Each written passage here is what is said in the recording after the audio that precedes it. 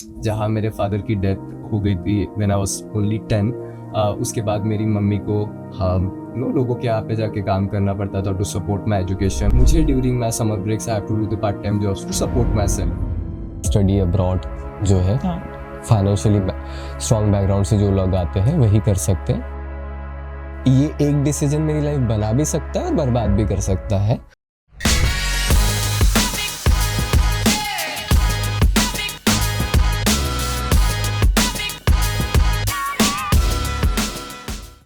जिंदगी में हर स्टूडेंट एक सपना देखता है, अपने शहर की गलियों से निकलकर नई दुनिया में पढ़ने का, अपना करियर बनाने का। लेकिन सच ये है, कोई भी सपना आसान नहीं होता। कई बार पैसा, फैमिली एक्सपेक्टेशन और रिसोर्सेज की कमी होने के कारण वो सपना अधूरा रह जाता है। स्टडी अब्रॉड लोन सीरीज में हम सुनाते हैं आपको ऐसे स्टूडेंट्स की असली कहानी जो मुश्किल रास्ते होने के बावजूद भी रुके नहीं और आज दुनिया के बेहतरीन यूनिवर्सिटीज़ में अपना सपना पूरा कर रहे हैं। आज की कहानी भी कुछ ऐसी है। मैं हूं आपका होस्ट और दोस्त Mohit Gadge. Let's get started. Hello दोस्तों, welcome to study abroad loan series presented by Elan loans. आज हम एक ऐसी कहानी शेयर करने जा रहे हैं जो आप सबको इंस्पायर करेगी। मिलते हैं आकाश चपके से, नागपुर का एक स्टूडेंट जो अपनी स्टडी अब्रॉड ड्रीम पूरा करने यूके जा रहा है। इनकी ये कहानी उन सारे हजारों स्टूडेंट्स के लिए मिसाल बन सकती है जो अपनी स्टडी अब्रॉड जर्नी शुरू करने जा रहे हैं।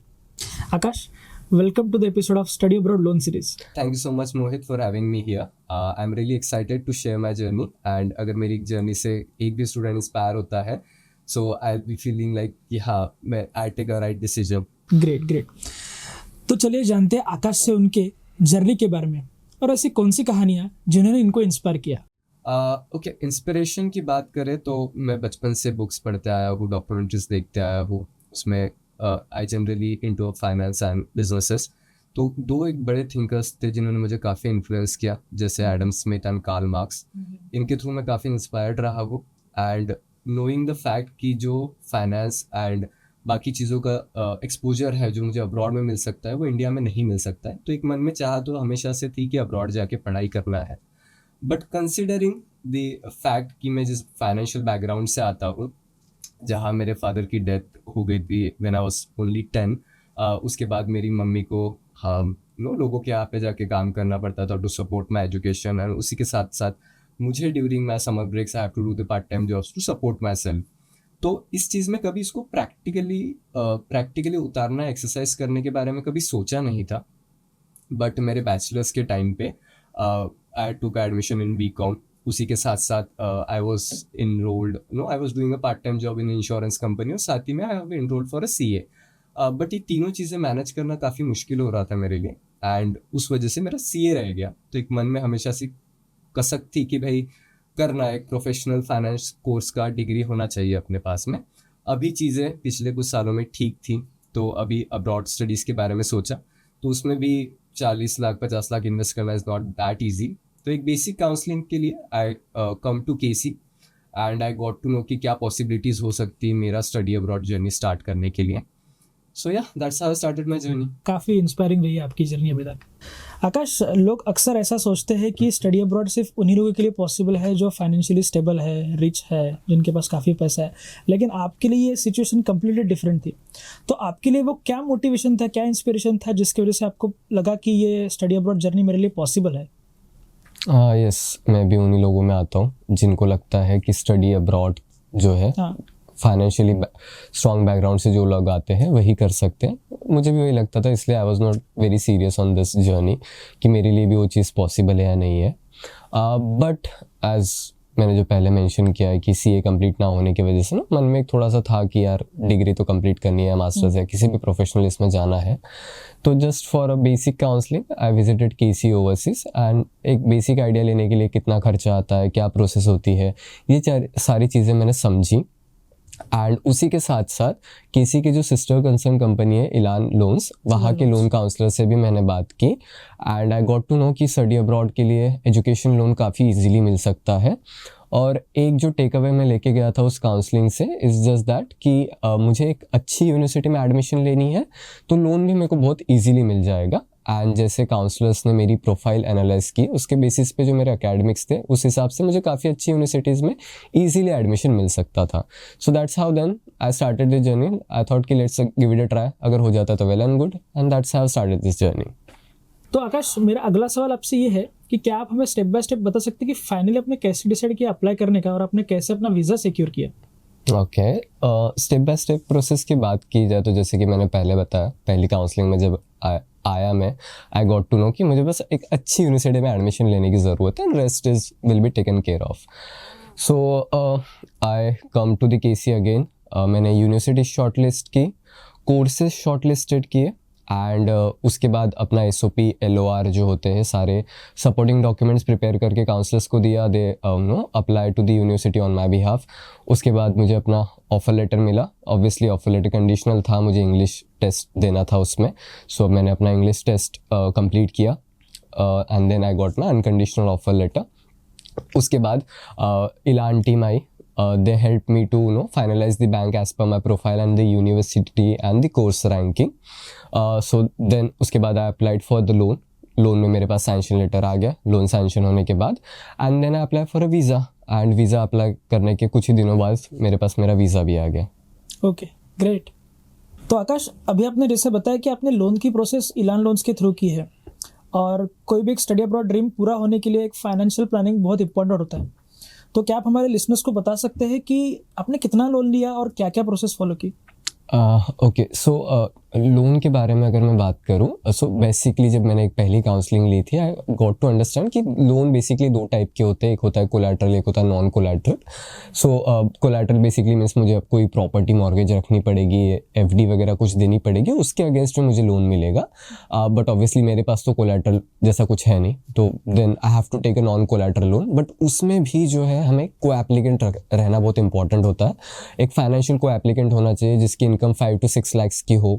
बट मेरे केस में वो भी नहीं था, because my mom is house wife, मैं अर्निंग मेंबर हूँ, एंड जो मेरे भैया हैं उनकी इतनी कुछ खास इनकम है नहीं, एंड वो ITRs वगैरह फाइल नहीं करते. तो I was quite scared after knowing that कि भाई लोन तो दो ही टाइप के और उसमें भी ये टर्म्स एंड कंडीशंस है.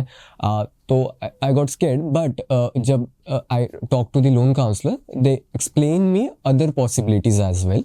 अदर पॉसिबिलिटीज एज इन जैसे कि सिर्फ को एप्लीकेंट के फाइनेंशियल्स ही नहीं, अगर स्टूडेंट की प्रोफाइल अच्छी है, ठीक है, एकेडमिक तौर पे राइट. सो मेरी एकेडमिक प्रोफाइल काफ़ी अच्छी है. एंड सेकेंड ऑफ ऑल, जो मेरे कंट्री काउंसलर थे, उन्होंने लोन काउंसलर्स के साथ बैठ के मेरी यूनिवर्सिटी डिसाइड की थी. तो बट ऑब्वियस जो मुझे यूनिवर्सिटी मिली वो भी काफ़ी अच्छी मिली. I like to know please to inform you that कि मेरी जो यूनिवर्सिटी है UK में rank 6 in finance and worldwide is 33. तो रैंकिंग अच्छी होने की वजह से बैंक्स ने जो फाइनेंस वाला पार्ट था उसको इग्नोर किया, एंड यूनिवर्सिटी के बेसिस पे मुझे लोन दिया. एक चीज़ अच्छी और हुई मेरे साथ कि I started my process very earlier. ठीक है, तो मुझे काफ़ी सारी चीज़ें प्रिपेयर करने के लिए टाइम मिला. अब ऐसा नहीं था कि फाइनेंशियल्स नहीं देने तो कुछ भी नहीं देखेगी बैंक. एक चीज़ की रिक्वायरमेंट थी, वो थी बैंक स्टेटमेंट. तो मेरे प्रोफाइल में मुझे बस एक बैंक स्टेटमेंट लाना था जिसमें पिछले 6 महीने से 5,000 रुपीज़ मेंटेन रहे. So what I did is कि मेरे मम्मी के अकाउंट में 20,000 रुपये डाल के रख दिए मैंने, एंड 6 महीने बाद उस बैंक स्टेटमेंट के बेसिस पे I applied for the loan. And obviously मेरा सिबिल, मेरी मम्मी का CIBIL score is really good. CIBIL score is basically means जो आपने अभी तक कभी लोन लिए होंगे उसका ट्रैक रिकॉर्ड होता है कि आपने टाइम पे किया है नहीं किया. अच्छे से लोन मिल पाता है. करेक्ट, कि आप एक रिस्पॉन्सिबल बोरोवर हो, वो देखने के लिए वो स्कोर देखा जाता है. एंड फॉर्चुनेटली हमारा सबका स्कोर अच्छा ही था. तो बस मुझे वो चीज़ें करनी पड़ी, and on the basis of that I had applied for a loan, and easily मुझे 40 lakhs का लोन मिल गया फ्रॉम येस बैंक. अब उसमें एक चीज़ और अच्छी ये हुई कि आई गॉट 12 lakhs का स्कॉलरशिप. ठीक है, मुझे 12 लाख तक के आसपास की स्कॉलरशिप मिली, जो मेरा पहले बजट 40-45 lakhs के आसपास जाने वाला था. तो अभी वो बजट कम होकर 32 lakhs हो गया, और मुझे 8 lakhs एक्स्ट्रा भी मिले just in case something happens. तो हाँ, दैट्स हाउ फाइनेंशियल प्लानिंग हुई. सेकंड फिर आता है कि how I am going to manage my living expenses there and all the stuff. तो उसमें भी ये जो एजुकेशन लोन होता है, दे बेसिकली कवर एवरीथिंग. ठीक है, आपकी tuition fees, living expenses, accommodation, रोज का खर्चा रोज का खर्चा हो गया, and then books and stationery, ये सारी चीज़ें भी उसमें कवर होती है. Flight tickets is also get covered. तो मुझे ना ऐसा जितना फिर डर नहीं था किसी चीज़ का कि no how I am going to manage other expenses, because अगर हम अब्रॉड जाने की बात करते हैं तो टिकट 50-60 हज़ार के आते नहीं होते अपने पास उतने. तो जब मुझे पता चला कि ये सारी चीज़ें कवर हो जाएगी तो नो एक रिलीफ मिला, एक कॉन्फिडेंस मिला कि हाँ आराम से जा सकते हैं. एंड उसमें भी एक बात अच्छी है कि एजुकेशन लोन की EMI नेक्स्ट मंथ से स्टार्ट नहीं होती है.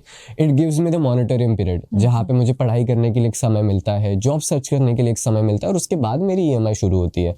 तो अब नो मुझे खुद पे तो इतना कॉन्फिडेंस है कि भाई 1.5 साल में कुछ ना कुछ तो कर ही लेंगे. एंड इंडिया में भी काफ़ी अच्छी जॉब रही है मेरी, तो उस बेसिस पे and with this confidence and ये जो क्लैरिटी हुई एंड जो लोन मिला, इसके बेसिस पे देन आई प्रोसेस फर्दर. तो ये बहुत इंपॉर्टेंट पॉइंट है कि एकेडमिक के बेसिस पे आपको नॉन कोलेटरल लोन भी मिल सकता है. ये दिस पॉइंट भी नोटेड. तो आकाश, आज अगर कोई स्टूडेंट सोचता है कि स्टडी अब्रॉड उसके लिए इम्पॉसिबल है, तो ऐसे स्टूडेंट्स के लिए आप कौन से 3 प्रैक्टिकल टिप्स देना चाहेंगे? ओके, सो पहला आई वुड लाइक टू से कि इम्पॉसिबल तो नहीं है, considering the current financial situations, जो जितने ज़्यादा लोन ऑप्शंस अवेलेबल है अब्रॉड स्टडीज़ के लिए. तो पहली बात तो इम्पॉसिबल नहीं है. दूसरा, आपको बस एक सही गाइडेंस की ज़रूरत है, तो take the guidance from right people. तीसरा, आप अपने आप पर काम कर सकते हो, अपने स्किल सेट्स पे एंड अपनी प्रोफाइल स्ट्रॉन्ग करने पे. तो आपने जैसे शुरुआत में बोला कि फाइनेंशियल सिचुएशन मैटर करती है, तो इससे भी मुझे पूछना है कि अगर स्टूडेंट कोई जा रहा है पढ़ने तो वो फाइनेंसेस कैसे मैनेज करेगा? उसके लिए कुछ टिप है आपके? फाइनेंसेस कैसे मैनेज करेगा? सो जाने से पहले उसको वहाँ की चीज़ों के बारे में आप जानिए, वहाँ के कल्चर के बारे में आप जानिए, because you are literally going in someone else's house. ठीक है, अगर मैं नागपुर में रहता हूँ तो मैं पुणे उठ के चला गया, मुझे ज़्यादा सोचने की ज़रूरत नहीं है. बट अगर मैं इंडिया से UK जा रहा हूँ तो मुझे हर एक चीज़ पता होनी चाहिए. जैसे कि हम बात करें UK का जो लिविंग एक्सपेंसेस है as per visa norm, that is 1,20,000 in INR. तो आपको पता होना चाहिए कि भाई अगर इतना खर्चा है तो इनकम क्या है. ठीक है, कहाँ पे पैसा बच सकता है, चीज़ों के प्राइसेस क्या होंगे. अगर आपको इन बेसिक चीज़ों की जानकारी होगी तो इजीली आपके फाइनेंसेस मैनेज हो जाएंगे. एंड अगर आप लोन लेके जा रहे हो तो बैंक्स मेक श्योर कि बच्चों को पढ़ाई में कोई दिक्कत ना आए. ठीक है, ड्यूरिंग अ स्टडी पीरियड आपको हर एक चीज़ के लिए कवर मिलता है लोन में, तो you don't have to worry, you just have to be mindful about your spending. आप अगर वो जानते हैं, सेल्फ कंट्रोल आप में है, तो आप इजीली फाइनेंसेस मैनेज कर सकते हैं. ये हमारे लिसनर्स के लिए काफ़ी इंपॉर्टेंट बात आपने कही है. यस. तो आकाश, UK में स्टडी स्टार्ट करना आपके लिए एक नए चैप्टर शुरू करने जैसा है. So are you excited about studying in UK? Of course I am very excited studying in UK. काफ़ी सारी चीज़ें जो एक्साइट करती है. सबसे पहली बात तो ये कि मेरा पहला इंटरनेशनल ट्रिप होगा कायदे से. दूसरा, जो कल्चर, सडनली काफ़ी चीज़ें चेंज हो जाएगी. एंड एक जो नया मुझे एक्सपीरियंस मिलेगा पढ़ाई को लेके, लोगों को लेके, दुनिया को लेके, एक नया perspective I hope I gain there. तो इन सारी चीज़ों के लिए मैं काफ़ी एक्साइटेड हूँ. ग्रेट. तो दोस्तों, ये थी आकाश की इंस्पायरिंग जर्नी कि उन्होंने कैसे सारे चैलेंजेस को फेस किया, फाइनेंशियल हर्डल्स होने के बावजूद भी अपने सपने को फॉलो किया और अभी जाके टॉप रैंक UK यूनिवर्सिटीज़ में पढ़ाई चालू कर रहे हैं.